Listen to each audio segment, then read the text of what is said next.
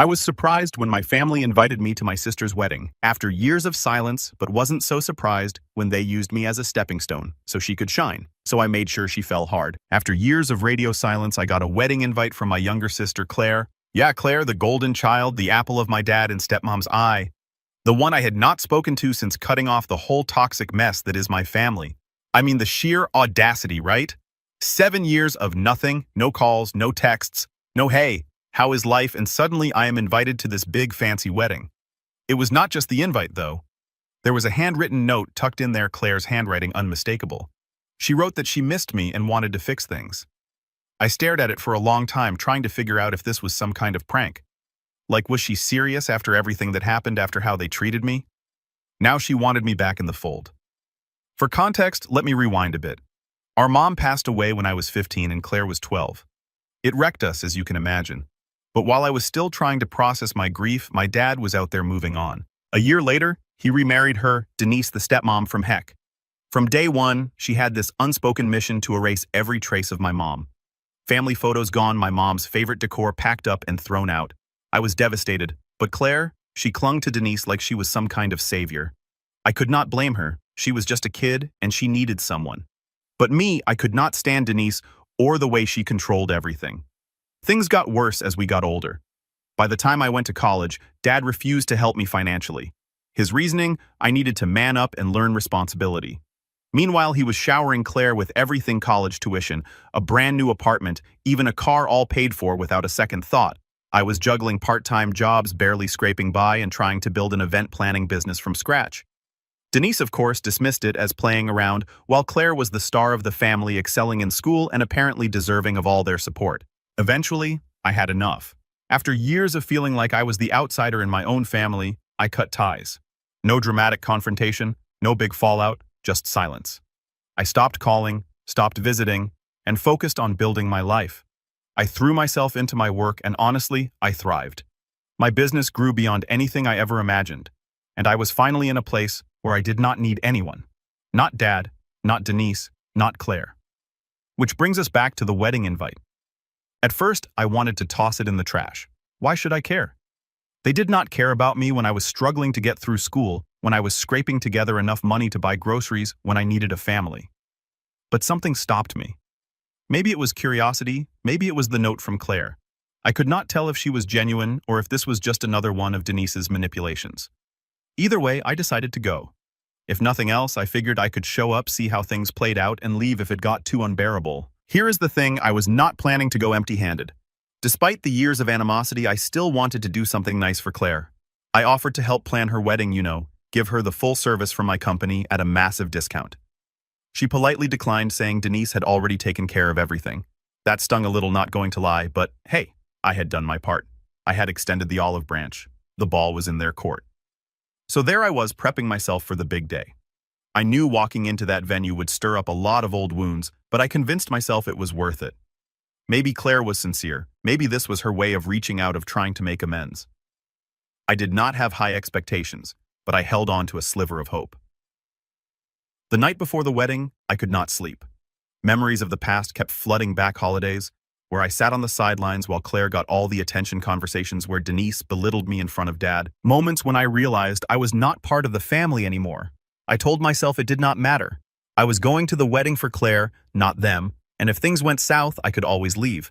I had nothing to prove to anyone.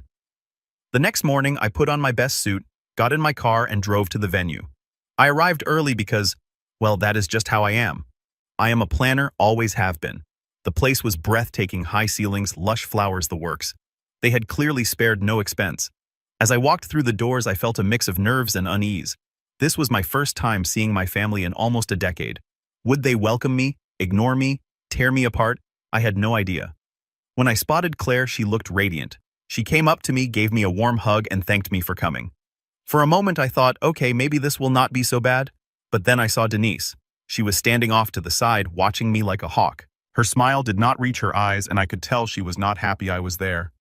"Welcome," she said, her voice dripping with fake sweetness. "Still running that little party business of yours?" I gritted my teeth and smiled back. "It is going well, thanks." She smirked, clearly unimpressed, and turned her attention to someone else. "Classic Denise." I shook it off and found my seat. The ceremony was beautiful, I will give them that. Claire looked genuinely happy, and for a while I forgot about all the tension. But deep down I knew the peace would not last. This was my family after all. Drama was inevitable. Walking into the reception hall, I felt a knot tighten in my stomach. It was not the venue because, let us be real, the place was stunning. The chandeliers sparkled like something out of a magazine. The tables were set with silverware so polished I could see my reflection, and the floral arrangements looked like they had been imported straight from heaven. No, the knot was not from the decor. It was from the inevitable. This was the first time I had faced my family in nearly 7 years, and I knew what was coming. I made my way to the seating chart, scanning the list to find my name. The knot in my stomach turned into a sinking feeling when I found it table 14. I did not need a map to know where that was. Weddings are practically a blueprint: immediate family at the prime tables, then close friends, then extended family, and finally, the random stragglers. Table 14 was firmly in the "we do not care if you are here" zone. When I got there, I realized the insult was not subtle. My table mates were distant relatives. I barely remembered Aunt Lydia, who constantly mispronounced my name, and reeked of mothballs, and Uncle Roger, who spent every family gathering droning on about his coin collection. The other 2 people at the table, I did not even know who they were. Meanwhile, I spotted Claire's friends and Denise's family, all cozied up near the dance floor. Dad and Denise were front and center, naturally basking in their self-appointed VIP status. I could not help but laugh to myself. This was so on brand for them. 7 years of no contact, and they still managed to make it clear I was an afterthought. Fine, I did not come here for the seating arrangement. I came for Claire, or so I told myself. I tried to keep my cool. I poured myself a glass of water, glanced around the room, and pretended I was not bothered. But then the first landmine of the evening walked straight up to my table, Dad, and he was clearly drunk. Now I knew this was not going to be a pleasant interaction. Dad does not do pleasant when he drinks. He does loud, rude, and completely inappropriate. True to form, he slammed his hand on the table, making Aunt Lydia jump. "What the heck are you doing here, Matt?" he slurred. "You were not supposed to come." I stared at him, stunned. "I got an invitation," I said, trying to keep my voice calm. "I even pulled it out of my pocket as proof. Claire invited me." He snorted. "You should have stayed where you belong. You are just here to embarrass us. Are not you? Showing up with your little party business like it means something." His voice was getting louder, and I could feel eyes turning toward us. My face burned with a mix of anger and humiliation, but I kept quiet. Before I could respond, Denise appeared at his side, perfectly timed as always. "Matt," she said, her tone dripping with mock concern, "do you even make enough to buy that suit, or is it rented?" She gave me this smug little smirk, as if she delivered the punchline of the century. I looked at her, then back at Dad, and realized there was no point. You cannot reason with people like them, especially not when they are drunk on booze and their own sense of superiority. So I did the only thing I could do. I stood up, smoothed my suit, and said, "Excuse me." I walked away without another word. I did not head straight for the door, though. I wanted to take a moment to clear my head, so I wandered outside to the patio. The night air was cool, and for a moment it felt like I could breathe again. But the voices from inside kept ringing in my ears: embarrassment, little party business. God, they could not even let me exist without tearing me down. I leaned against the railing, staring out at the garden, trying to decide what to do next. Leave and never look back. Go back inside and pretend none of it bothered me. Neither option felt right. I was lost in thought when I heard the music start up inside, cheerful, upbeat, completely at odds with how I felt. That is when I realized I could not stay. I did not owe these people anything, least of all my time or energy. I made my way back inside, sticking to the edges of the room to avoid being noticed. On my way out, I glanced over at the event staff. They were setting up for the next course, arranging plates with an efficiency I could not help but admire. Something about them felt familiar. I slowed down, watching them move, and that is when it hit me. I knew these people.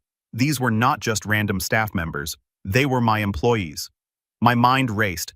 My company had recently acquired a smaller event planning business, and it turned out this wedding was one of their gigs. No wonder the setup looked so polished. It was my team doing the work. I felt a strange mix of emotions: pride, surprise, and most of all, a growing sense of irony. Claire and Denise had hired my company without even realizing it, or maybe did realize it and just did not care. Either way, the power dynamics of the evening had just shifted dramatically, and for the first time all night, I felt like I had the upper hand. I stepped to the side and pulled out my phone, dialing my operations manager. When she answered, I kept my voice low. "Hey, quick question," I said. "This wedding, are we running it?" There was a pause. Then, "Yeah, why?" I could not help but laugh. "No reason," I said. "Just wanted to confirm." I hung up and stared back at the room. As I stood there, still processing the fact that my team was running the wedding, I had just been humiliated, and a realization hit me like a freight train. Everything, the flowers, the lighting, the perfectly timed dinner service, was being executed by my company. Claire and Denise had unknowingly or maybe knowingly hired me to bring their dream wedding to life. I could not decide whether to laugh or scream. Part of me wanted to storm back inside and announce, "Hey, guess what? All this, it is mine." But the more calculating part of me knew there was a better way to handle this. After all, Dad and Denise had gone out of their way to insult me, treating me like I did not belong. If they did not want me there, they sure as heck did not deserve the work of my team. I dialed my operations manager again, my hands shaking not from fear, but from adrenaline. "Hey, Kate," I said, trying to sound calm. "Can you confirm the client's contract for tonight?" "Sure, Matt," she said, clearly puzzled. "Why?" "I will explain later. Just tell me, does the contract include the usual termination clause?" Kate did not even have to look it up. "Yep. Hostile or discriminatory behavior towards staff or management gives us the right to terminate services immediately." "Bingo, perfect," I said, a smile creeping onto my face. "We are invoking it. Start packing up." There was a pause on her end, and I could practically hear the gears turning in her head. "Wait, what happened?" she asked. "Is everything okay?" "Let us just say the client has made it clear they do not want me or us here," I replied. "I will fill you in later. Just trust me on this one." Kate did not hesitate. "Got it. I will handle it." I hung up, my heart pounding. This was it. If Dad and Denise thought they could treat me like trash and still enjoy the fruits of my labor, they were in for a rude awakening. I was not doing this out of spite, okay, maybe a little, but mostly because it felt like the right thing to do. I was not about to let them disrespect me while benefiting from my hard work. It was not personal, it was business. Back inside, the reception was in full swing. The music was playing, guests were mingling, and servers were bringing out the first course. Everything seemed perfect on the surface, but I knew the chaos was about to unfold. My team moved like a well-oiled machine, discreetly packing up equipment and supplies while keeping up appearances. Guests did not notice anything at first, which was a testament to their professionalism. I stayed outside watching from the patio as the plan unfolded. My team began taking down floral arrangements, rolling up table linens, and quietly clearing out decoration. It was like watching a magician make an entire room disappear without anyone realizing it. Denise might have been able to belittle me, but she could not touch the quality of my work or my employees. The first sign of trouble came when the lighting crew started dismantling the uplights around the room. A few guests noticed pointing and whispering to each other, but no one said anything yet. Denise, of course, was too busy holding court at her table to realize what was happening. Dad was nowhere to be seen, probably off nursing another drink. As more and more decorations disappeared, the whispers grew louder. Finally, one of the servers walked over to Denise and said something to her. Her face went from smug to furious in a matter of seconds. She shot up from her chair and marched across the room, heels clicking like gunshots against the marble floor. I could hear her from the patio. "What is going on? Why are they taking everything down?" The server looked genuinely terrified. "I do not know, ma'am. You will have to ask the event manager." That is when she spotted Kate, who was calmly directing the staff. Denise stormed over, her voice escalating with every step. "What is this? What the heck are you doing?" Kate did not flinch. "We are following the terms of the contract, ma'am. Services are being terminated due to hostile behavior toward our management." Denise blinked. "What hostile behavior? Who even is your management?" Kate gestured toward the patio where I was standing. Denise turned, her eyes narrowing as she saw me. I gave her a small wave, my expression as neutral as possible. She stormed outside, her face red with rage. "You," she hissed, "you cannot do this. This is Claire's wedding, and this is my company," I replied, my voice calm. "You made it clear earlier that you do not respect me or what I do, so why would you want my services?" Her jaw dropped. "You are doing this to punish me, to ruin Claire's wedding." I shook my head. "This is not about Claire. It is about the way you and Dad treated me. You cannot humiliate me and then expect me to provide top-tier service. That is not how this works." Denise sputtered, trying to come up with a response. Before she could, Kate walked over and handed me a clipboard. "We are ready to roll out," she said. "Everything is packed." I nodded. "Thanks, Kate. Great work as always." Denise looked like she was about to explode, but I did not stick around to find out. I handed her my lawyer card and said, "If you have any questions about the contract, feel free to reach out to our legal team. Have a great evening." And with that, I walked away, leaving her standing there speechless. The aftermath was even more chaotic than I anticipated. By the time my team rolled out, the reception hall was practically bare. The chandeliers still hung from the ceiling, but that was about it. No flowers, no table settings, no uplights. Guests were standing around confused and whispering. Claire looked like she was on the verge of tears, and for a split second I felt guilty. But then I reminded myself this was not about her. This was about standing up for myself.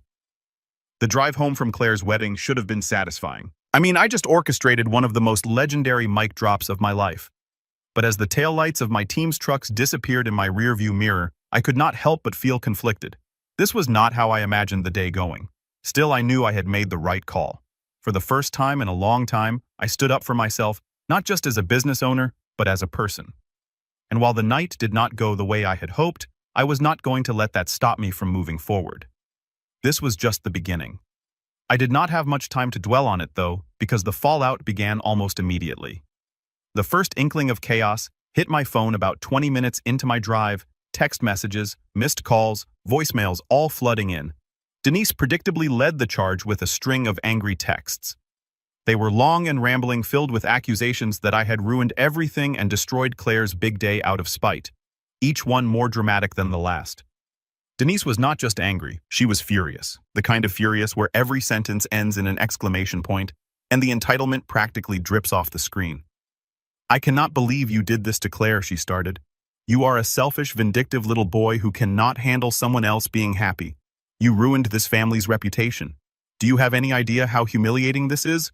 Oh, but she was not done. The messages went on and on, each one more unhinged than the last.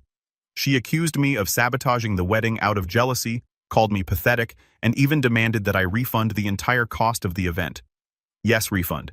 She genuinely believed I should pay her back for the services my company had already provided, as if she had some moral high ground to stand on. "You have embarrassed this entire family," she continued. "Do you know what people are saying about us now? I should have known better than to trust you with anything important. You are a failure, Matt, and you always will be." The audacity was almost laughable. I did not respond and just muted her number. She was not worth my energy. Dad was not far behind. His voicemails were less coherent but just as nasty. "I will spare you the details, but let us just say the phrases 'selfish brat' and I will sue your butt" featured prominently. He even threatened to call the cops at one point, which honestly made me laugh. Call the cops for what? Breaching a contract he did not even know existed? Good luck with that. The most surprising message, though, came from Claire. I had expected anger from her too, but when I finally read her text, it was not what I anticipated. "Why would you do this to me?" she wrote. "I thought you came to support me. I did not think you would ruin my wedding." Oh, that one hit harder than I expected. It was not like Denise's venom or Dad's drunken tirades. This felt like genuine hurt. Claire and I had not been close in years, but I could still hear the pain in her words. I could tell she genuinely did not understand why I had made the decision I did, and honestly, I did not blame her. Claire had always been caught in the middle of this mess. Denise had her claws in her from a young age, and Dad was not exactly the kind of parent who encouraged independent thought. Claire had grown up in the same toxic environment I had escaped from, but instead of fighting it, she had adapted to it. I wanted to respond to her to explain my side, but I was not sure it would make a difference. For a second I wondered if I had made a mistake, but then I remembered why I had made the call in the first place. The next morning the situation escalated. Denise, true to form, could not let it go. She started calling people family members, friends, anyone who would listen, and spinning the story in her favor. By noon I had already received texts from 2 aunts and a cousin, all asking me to explain what really happened. To save myself from repeating the same thing over and over, I sent out a blanket text to the handful of relatives I still semi-trusted. Long story short, I was insulted, disrespected, and treated like an outsider, so I terminated my company's services per the terms of the contract. If you have questions, ask Denise. If you want the truth, ask the venue staff. I am done defending myself. One of my aunts responded almost immediately. Good for you, she wrote. We saw how Denise treated you at Thanksgiving 5 years ago. She has always been awful to you. I am just sorry Claire got caught in the middle.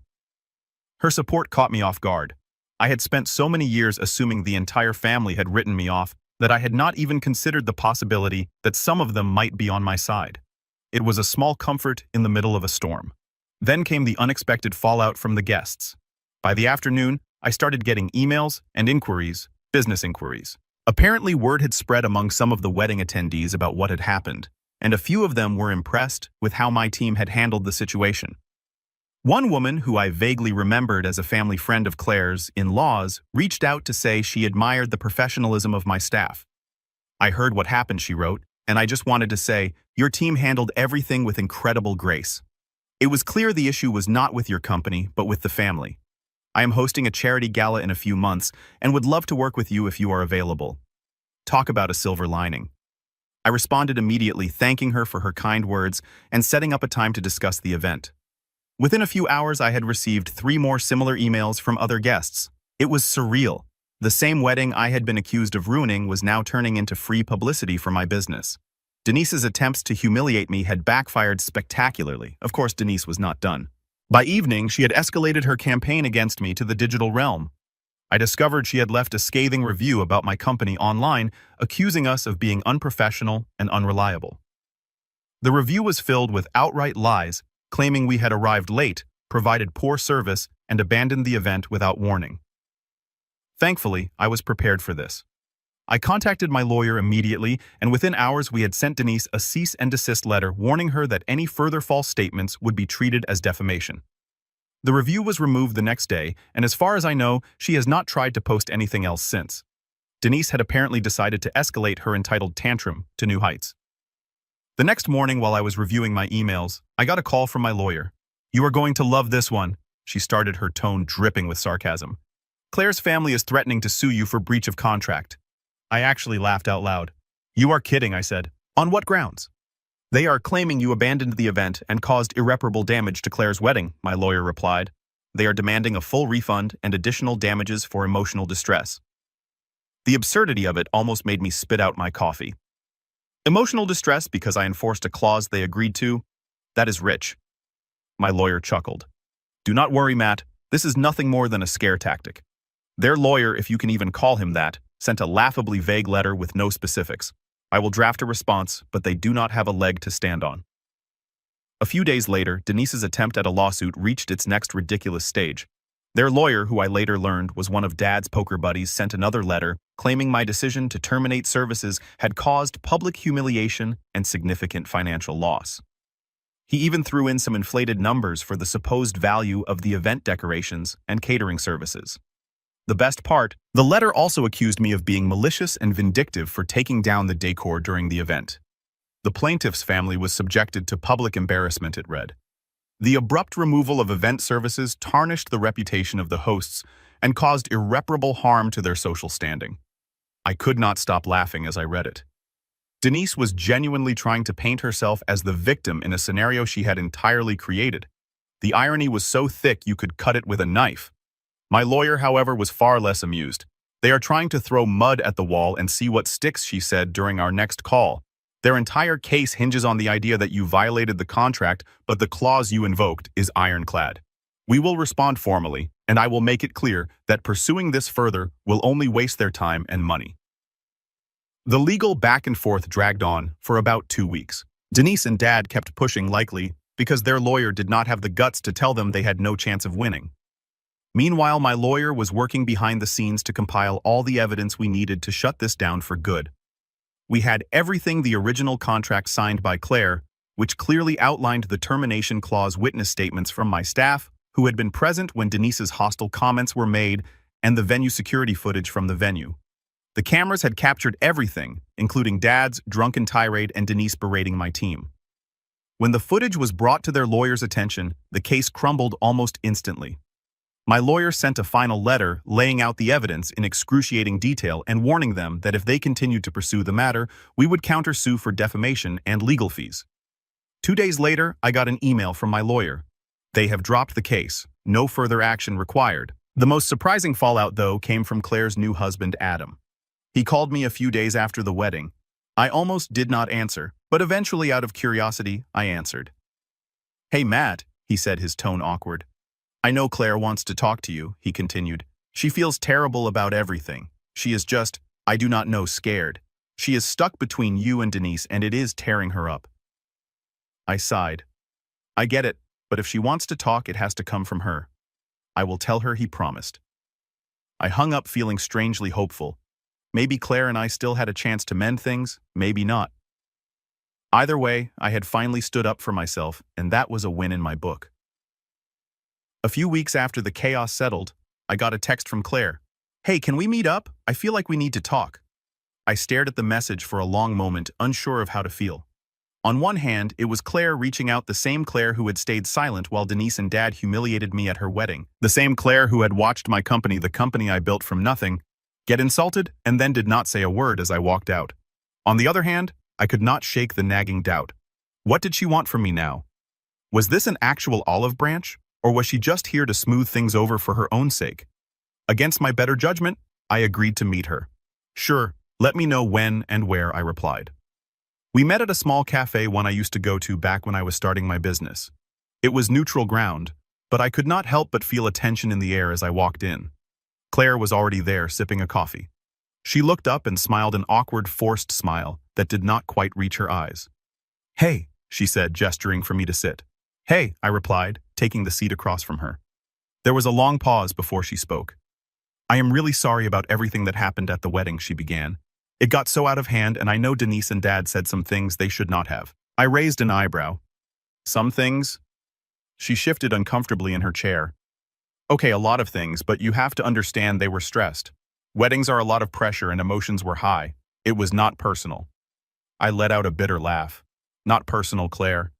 They called me an embarrassment. They mocked my business, belittled me, and basically told me I should not have been there. How is that not personal?" She sighed, as if I was the one being unreasonable.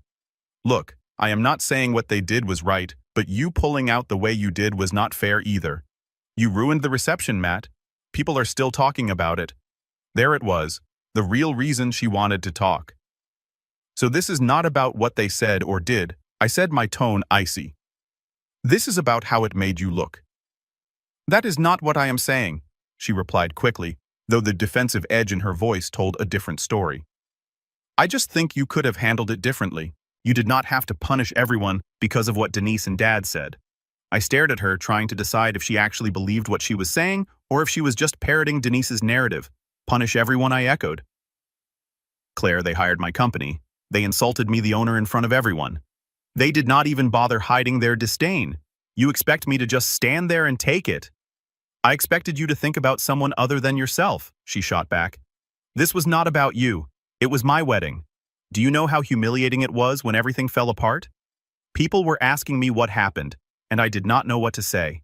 I had to deal with the fallout while you just walked away." I leaned back in my chair, stunned. "So that is what this is about. Not what they did, not how they treated me. It is about how it inconvenienced you." "That is not fair," she said, her voice rising slightly. "I am trying to fix this, but you are making it impossible." "Fix it," I repeated. "Claire, you have not once acknowledged what I went through. You are sitting here blaming me for standing up for myself because it did not fit into your perfect little wedding narrative. Do you even hear yourself?" She crossed her arms, her expression hardening. "Maybe I would not have to say this if you had not made everything about you. I invited you to the wedding because I wanted you there. I was trying to include you, but you turned it into a disaster." I felt a sharp pang in my chest, but it was not sadness. It was clarity. This was not a misunderstanding. Claire was not stuck between Denise and Dad. She was just like them, entitled, manipulative, and incapable of taking responsibility for her actions. I stood up, tossing a few bills onto the table to cover my coffee. "You know what, Claire? I am done with you, with Dad, with Denise, all of it. I have spent my whole life being the scapegoat for this family, and I am not doing it anymore." Her eyes widened. "Matt, wait." "No," I said firmly. "You do not get to rewrite this. I came to your wedding because I thought maybe things had changed, but all I got was the same disrespect I have dealt with my whole life, and now you are sitting here blaming me for having the audacity to walk away from it. I am done, Claire, for good. She sat there stunned as I walked out of the cafe. That was the last time I spoke to Claire. She sent a few texts in the days that followed, but I did not bother responding. There was nothing left to say. She had shown me who she really was, and I believed her.